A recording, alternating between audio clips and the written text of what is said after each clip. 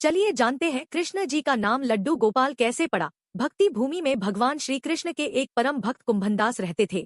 कुंभनदास का एक पुत्र रघुनंदन था। कुंभनदास हर वक्त कृष्ण की भक्ति में लीन रहते थे। एक दिन उनके लिए भागवत कथा करने का न्योता आया। उन्होंने अपने पुत्र को कहा कि समय पर ठाकुर जी को भोग लगा देना। इसके बाद वे वहां से चले गए। पुत्र ने भोजन की थाली कृष्ण के सामने रखी और सरल मन से आग्रह किया कि ठाकुर जी आओ और भोग लगाओ। उसके बाल मन में यह छवि थी कि वे आकर अपने हाथों से भोजन करेंगे, लेकिन भोजन तो वैसे का वैसे ही रखा रहा। अब रघुनंदन उदास हो गया और रोते हुए पुकारा कि हे कृष्ण भोग लगाओ। भगवान कृष्ण ने बालक का रूप धारण किया और भोजन करने बैठ गए। जब कुंभनदास ने घर आकर रघुनंदन से प्रसाद मांगा तो उसने कह दिया कि ठाकुर जी ने सारा भोजन खा लिया।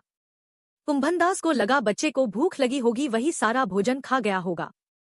लेकिन अब तो ये रोज की कहानी हो गई थी। अब कुंभनदास को शक होने लगा, तो उन्होंने एक दिन लड्डू बनाकर थाली में रखे और छुपकर देखने लगे कि रघुनंदन क्या करता है। रघुनंदन ने रोज की तरह ही भगवान कृष्ण को पुकारा तो वे बालक के रूप में प्रकट होकर आए और लड्डू खाने लगे। यह देखकर कुंभनदास आए और प्रभु के चरणों में गिरकर विनती करने लगे। उस समय कृष्ण के एक हाथ में लड्डू और दूसरे हाथ वाला लड्डू मुख में जाने को ही था कि वे